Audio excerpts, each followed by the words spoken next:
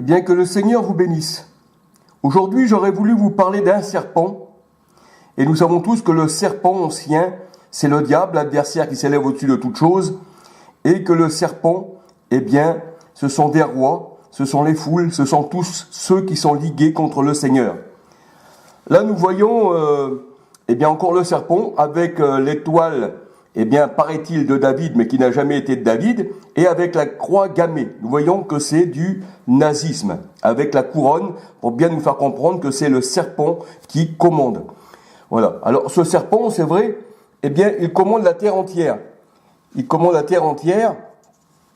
Et voyez-vous, eh bien, il y a aussi l'étoile à 5 branches qui représente, eh bien, l'homme, et avec le jet franc-maçonnique au milieu, voyez-vous. Alors, tout ceci, eh bien, appartient au monde. Et nous allons étudier un peu, eh bien, la théorie du serpent. Non, bien sûr, ça va un peu vite. Alors là, voici, c'est la NASA, voyez-vous, il y a deux langues fourchues de la langue du serpent. Et nous voyons aussi encore, eh bien, dans le milieu, eh bien, un serpent enroulé. Alors, nous allons donc étudier ce serpent. Et bien que le Seigneur vous bénisse, on va bien regarder la parole du Seigneur. Gloire au Seigneur. Alors là, je vais me diriger encore sur un autre symbole du serpent, qui est le crocodile, voyez-vous. Hein, il se mord la queue, là c'est pas le crocodile, c'est un serpent. Hein, mais là, eh bien, on va étudier tout ceci. Voyez-vous, c'est aussi un anneau, ça représente aussi le soleil. Eh bien, tout ceci fait partie de la franc-maçonnerie. C'est un serpent qui se mord la queue. Hein, voilà. Alors là, je vais vous faire voir, eh bien, le crocodile. Je vais être obligé de me déplacer, mais je vais vous montrer, eh bien, ce que représente ce serpent. Voilà. Là, je me déplace un peu. Je suis obligé. Alors, excusez-moi, je suis chez moi. Là, je vais arriver vers le crocodile et je vais vous présenter ce crocodile, ce serpent. Hein, voilà. Alors, bien sûr, ce serpent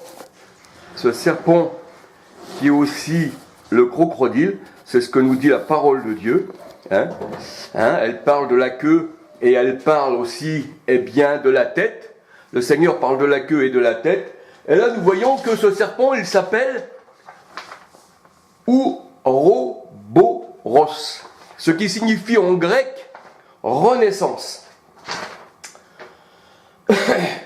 Alors, c'est vrai que ce serpent, eh bien, il a pour nom Ouroboros, un terme grec qui signifie renaissance. Alors c'est vrai, ce serpent porte les signes distinctifs de son appartenance à la royauté et à la franc-maçonnerie. Le serpent est bien connu du monde païen et des chrétiens. Il représente le diable, l'adversaire des hommes, surtout des croyants. Ce sont des antichrists. Le serpent est un antichrist. C'est le père, eh bien, de tous les hommes méchants. Dans Jean 8, 44, le Seigneur Jésus-Christ disait aux pharisiens, eh bien, vous avez pour père le diable, et vous faites la volonté de votre père. Et c'est vrai que ce sont des antichrists. Nous pouvons voir ceci dans le psaume 74, verset 18, le grand dragon, eh bien, c'est l'antichrist. Les pharisiens sont un exemple de la race du serpent, c'est ce que disait le Seigneur Jésus-Christ, race de vipères, race de serpents. Vous ressemblez, eh bien, à vos pères. Ce que vos pères ont été, vous l'êtes aussi. Voyez-vous, c'est un peu comme ceux aujourd'hui qui enseignent des fausses doctrines. Eh bien, ils ont pour père le diable. Voyez-vous, tous ceux qui écoutent ces faux prophètes, ils ont pour père le diable, parce que ça, c'est l'adversité. Alors, ceci est écrit dans Matthieu 23, versets 29 à 36. Ce serpent, ce crocodile, ce dragon rouge-feu, qui a 7 têtes et 10 cornes, et sur cette tête, 7 diadèmes, c'est-à-dire que les diadèmes représentent la royauté, eh bien, représentent les religions du monde païen.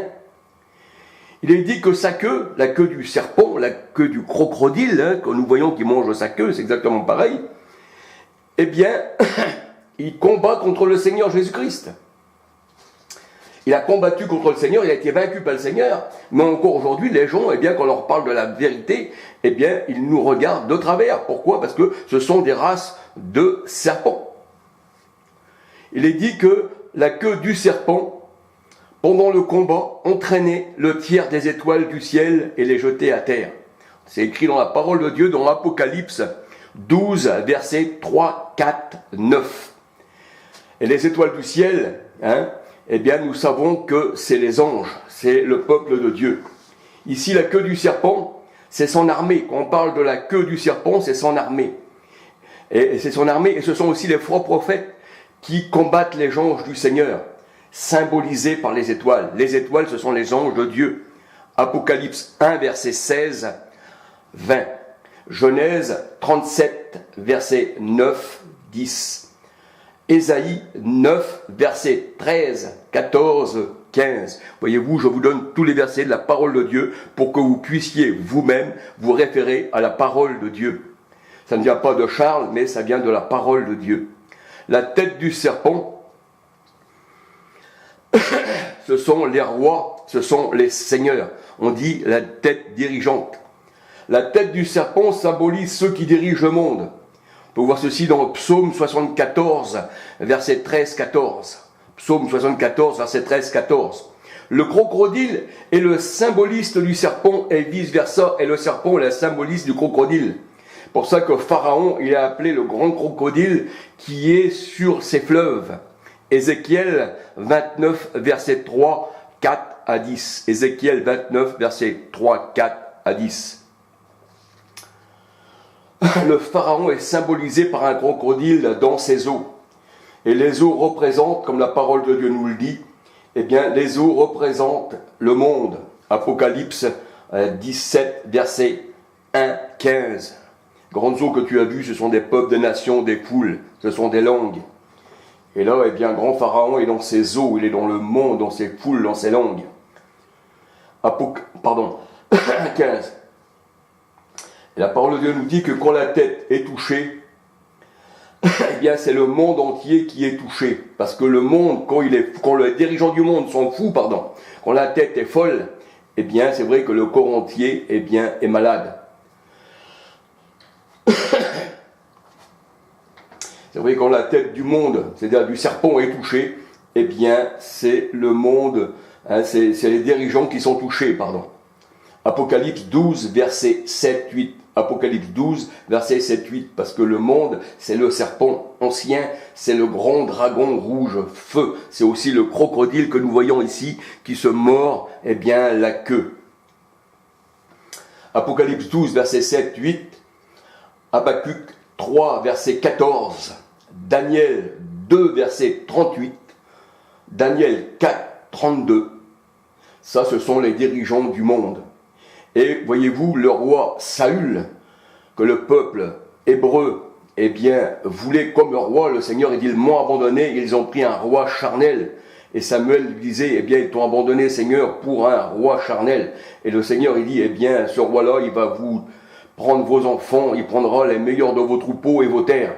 Et le Seigneur, quand il parle que la tête, eh bien, elle est enlevée, les dirigeants de la tête, quand il enlève la royauté, ça veut dire que la tête est coupée. 1 Samuel 31, verset 9. 1 Samuel 31, verset 9. Et nous voyons aussi ceci avec Goliath, et le roi David. Nous voyons que c'est David, il représentait le peuple hébreu, et Goliath, il représentait les Philistins. Et nous voyons que la tête, eh bien, de Goliath a été tranchée. Quand le Seigneur, il tranche la tête, ça veut dire qu'il tranche la tête des dirigeants du monde. Alors c'est vrai que la tête, c'est la porteuse de la pensée. C'est là que c'est dans nos têtes, dans nos pensées, c'est la tête, c'est la pensée. De nos jours, on appelle les dirigeants de ce monde, ceux qui ont de l'influence dans ce monde, on les appelle les grosses têtes. Et c'est vrai, parce que ça se tient dans la tête. Mais quand la tête dirigeante du monde est malade, le cœur, le monde est souffrant. Le monde entier, c'est-à-dire le corps est souffrant. De la plante des pieds qui nous dit le Seigneur, jusqu'à la tête, le corps entier en souffre. Rien n'est bon. Rien n'est bon. Ce n'est que blessure, contusion et plaie vive, qui n'a pas été pensée, ni bandée, ni adoucie par l'huile, nous dit le Seigneur. Ésaïe 1, verset 5, 6, 7. Ésaïe 1, verset 5, 6, 7. Les Hébreux désobéissant au Seigneur, le Seigneur les appelle les chefs de Sodome. Et oui, c'est les chefs de Sodome. Tous ceux qui font partie des désobéissants au Seigneur, ce sont les chefs des sectes. Et ils ressemblent aux chefs de Sodome. Ils ressemblent à Gomorrhe. Bien que les Hébreux soient, eh bien, le peuple du Seigneur. Mais là, ils avaient désobéi et ils étaient devenus comme Sodome et Gomorrhe. Et le Seigneur les appelle les chefs de Sodome et de Gomorrhe. Ésaïe 1, verset 10. Ceci englobe aussi les religions et leurs gourous. Le Seigneur immolise la tête et la queue. Quand le Seigneur a quelque chose contre un peuple et une nation, il immobilise la tête et la queue. Ça veut dire que les grands dirigeants de ce monde qui représentent la tête et la queue qui représentent le petit peuple, eh bien tout est immobilisé. C'est ce que le Seigneur nous dit. Et il leur envoie un esprit de vertige. Ésaïe 19, verset 13. Ésaïe 19, verset 13, 14, 15, 16, 17. Ésaïe 19, verset 13, 14, 15, 16, 17. Et Ésaïe 9, verset 12 à 16. La parole de Dieu nous dit aussi que les têtes, c'est-à-dire les rois ce sont aussi des montagnes, qui symbolisent bien sûr la royauté. Apocalypse 17, verset 9, 10, 11 à 18. Apocalypse 17, verset 9, 10, 11 à 18.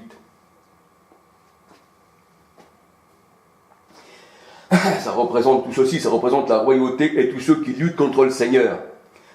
Tous les rois qui luttent avec le Seigneur, avec les tribus, les langues, symbolisés par les grandes eaux. Apocalypse 17, verset 1, 15.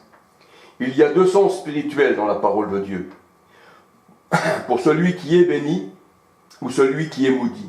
Si le fidèle marche avec le Seigneur fera de lui la tête et non la queue. Deutéronome 28, verset 13. Deutéronome 28, verset 13. Le peuple juif était pourtant dans le cœur du Seigneur.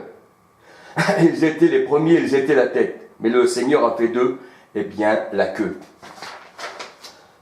Les premiers sont devenus les derniers. Et les derniers, bien sûr, les païens élus avant la fondation du monde, et qu'ils appartiennent à Christ, le Seigneur a fait d'eux les premiers. Il a fait d'eux la tête. Parce que son peuple a rejeté, le peuple hébreu a rejeté le Seigneur. Jean 1, verset 1 à 13. Par leur rejet à Christ, ils se sont heurtés à la pierre angulaire. Ils n'ont pas hérité, eh bien, la première place. Ils sont devenus la queue. Les dirigeants de ce monde, les dirigeants des sectes, les dirigeants au ton même du Christ, eh bien, ils sont devenus les derniers. C'est pour ça que le Seigneur, il disait, eh bien, que les gens de mauvaise vie, eh bien, allaient être les premiers. Et vous, le Seigneur, il dit, vous allez être les derniers. Voyez-vous? Et ça s'écrit dans la parole de Dieu, dans Matthieu 20, 16 à 46, Luc 19, 41 à 44, et Galates 4, 21 à 31. Alors le serpent qui se mord la queue représente les gouvernements qui mangent les petits. Le bas de la pyramide. Voyez-vous, le bas de la pyramide se fait manger par ceux qui sont en haut de la pyramide. Le serpent est le symbole de toute fausse religion et de la franc-maçonnerie. Le monde entier est sous le pouvoir des jésuites, franc-maçonniques et sionistes. Faux juifs, bien sûr. Le vrai juif, eh bien, c'est celui qui est de souche, mais encore le plus grand juif qu'il peut y avoir, eh bien, c'est celui qui l'est dans le cœur, qui dit le Seigneur. Dans Romains 2, 27, 28, 29. Et on voit que le monde entier est sous la puissance du malin et ne forme qu'un seul corps pour être, eh bien, contre la parole de Dieu. 1 Jean 5, 19, 20.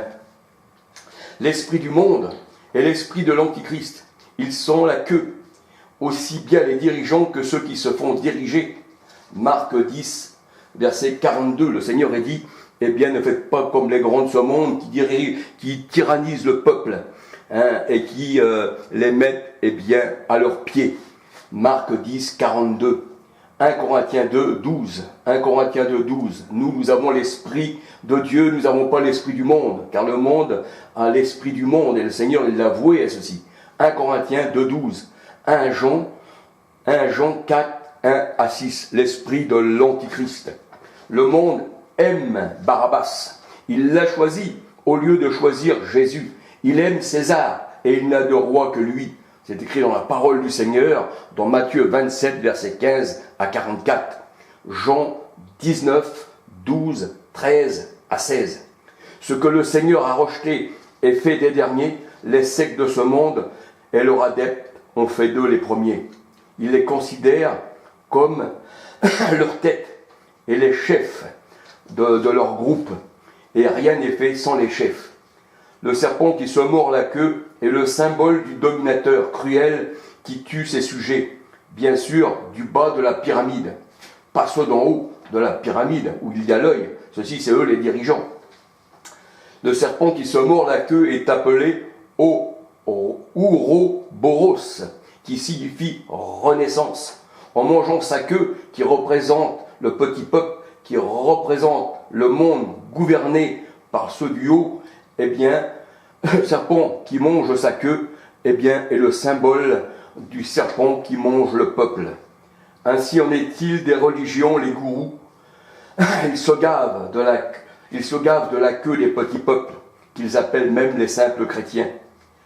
Les gourous reçoivent les honneurs, ils reçoivent les dîmes, ils reçoivent des grands banquets, ils aiment bien se faire appeler maître, seigneur et mon seigneur. Mais le Seigneur, il dit en sa parole, n'appelez personne maître ni seigneur, car vous avez qu'un seul Seigneur, c'est le Christ. Alléluia. Le petit peuple est la queue et il est en esclavage. L'aveuglement les égare. Et les gourous étant égarés eux-mêmes, on égare aussi des autres. Voyez-vous? Alors bien sûr, nous voyons que ce serpent qui se mord la queue, ce grand crocodile qui représente Pharaon au milieu des mers, comme nous voyons eh bien, par cette vidéo, eh bien, ça représente aussi de la manière où il se trouve, hein, ça représente le soleil, ça représente un cercle fermé, ça veut dire que si on ne pense pas comme eux, eh bien, on ne fait pas partie de ce cercle. Voyez-vous, c'est le cercle du serpent, c'est le cercle du monde, c'est le cercle des gens qui ont rejeté le Seigneur. Eh bien, pour tous ceux qui sont des élus du Seigneur avant la fondation du monde, parce que le Seigneur, il a encore des brebis dans ce monde. Il dit, j'ai encore des brebis, elles entendront ma voix, elles n'entendront pas la voix d'un étranger. Eh bien, je leur dis de bien réfléchir où c'est qu'ils mettent les pieds dans ce monde. Voyez-vous, mes vidéos, eh bien, il est bon de les suivre, parce qu'elles sont numérotées, de les suivre de la première à la dernière pour bien comprendre ce que j'ai à dire.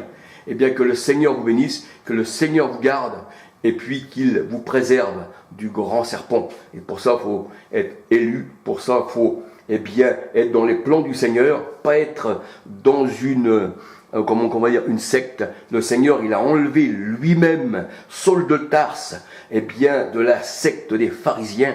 Il avait les lettres en main, il était parti pour martyriser, parce qu'il avait déjà martyrisé l'église du Seigneur. Mais le Seigneur, il dit, il est celui que j'ai choisi. Et Paul, il dit, quand celui qui m'a mis à part, avant la fondation du monde, a trouvé bon de révéler moi son Fils, eh bien, je regarde tout ce qui est de pharisien comme de la boue. Eh bien, que le Seigneur vous bénisse, que le Seigneur vous garde, et qu'il illumine, excusez-moi, des fois on a un peu le langage un peu qui part un peu, voilà, on est que des hommes, eh bien, que le Seigneur illumine les yeux de votre cœur. Soyez bénis au nom du Christ. Alléluia. Béni soit-il.